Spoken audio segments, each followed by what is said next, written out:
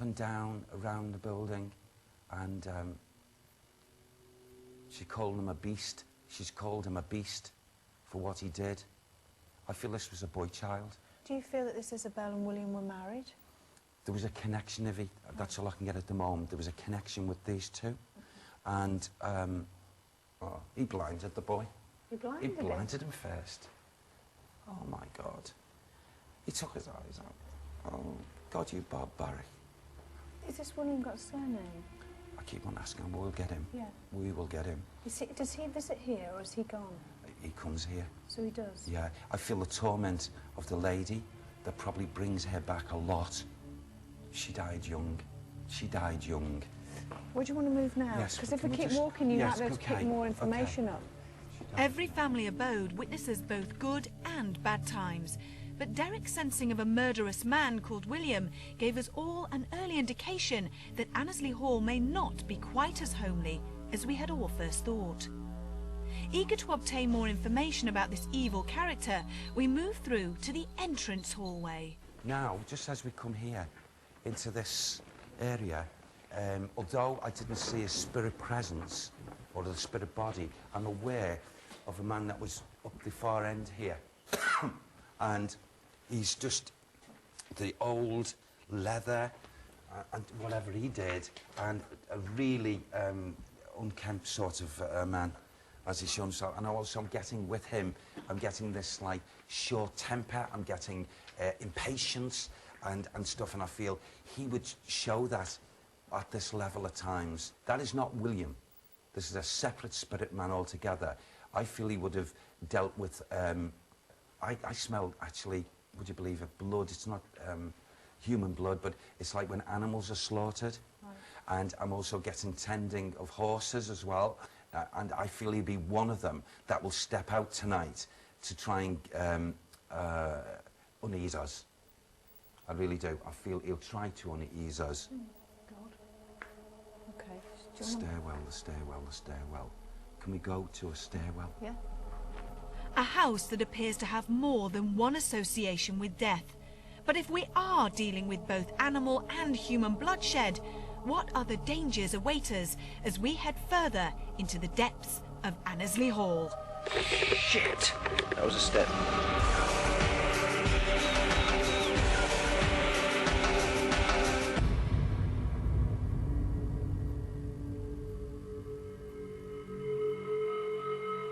Our splendid Nottinghamshire location may initially exude a stately charm, but any such feelings of affluence are soon replaced with discomfort once we enter its desolate floors. With Derek already sensing two malicious male energies on the ground floor, we move to the stairwell in the hopes of encountering a more sincere soul. Yes. As we come to these energies here, okay, I feel as if whether it's here at this actual stairwell or whether there's been another stairwell, but it's like as if I'm getting this horrible feeling of a reactment, and I wouldn't be at all surprised whether this young boy up and down these stairs at times in, okay, I know he's truly in the world of spirit, Sam, but he comes back in the memory of it, and I feel as if he's got a very strong connection for some reason, wanting to link around a stairwell. The memory, the memory, the memory. Maybe did he play on the stairs? Did he play the stairs? He's up and down the stairs, he's up and down the stairs, he's up and down the stairs. The bones of the boy, the bones of the boy. They were shifted, they were moved. Can we go a little bit further up, Evie?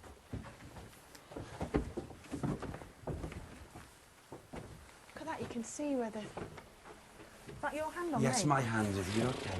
It's all right. I just felt this pressure here and I thought, my Yeah. God, that better be you. Yeah. The prominence of this very young roaming spirit on both floors of Annesley Hall was making us all feel very uneasy. Worse still, yet another decrepit and desolate space awaited us in the panelled room. Now, as we come close to this corner here, this energy, it's emitting unhappiness, great feelings of hate, and I want to say here, there's the energy. I know this boy, the energy of this boy would go up here, and for some reason to this area here as well, for some reason.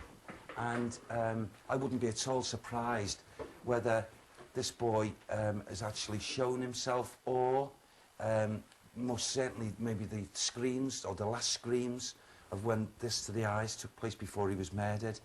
And in sheer agony, it's like floods back to him his last moments. And then at easement, he realises he's in his spirit body and he can't be hurt anymore, and then he goes out of the atmosphere for a short period of time. But there's a reenactment. This corner here, this panelling around here, this window, and for some reason here, brings back sad, negative memory. How old would you say the little boy was when he died? Oh, he wouldn't have been any older than, I'd say he may have reached 8. He may have been a little bit younger than that. And the date you were getting downstairs with William was 1685. 16, Is that what I the gave? same date that the boy... I feel this is around the time that his life was taken from him.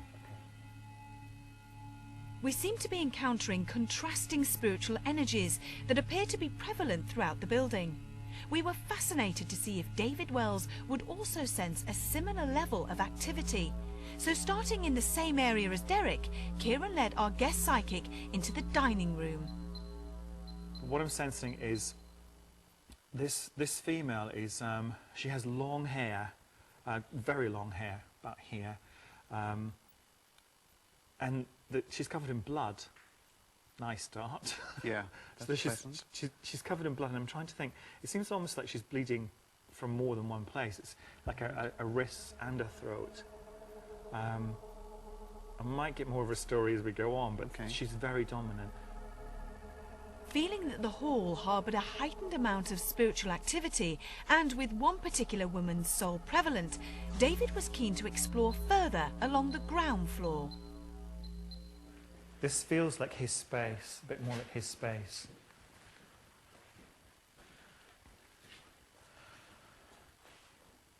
So I can get any names. It's like an Edward or an Edmund, that kind of name, Edward, Edmund.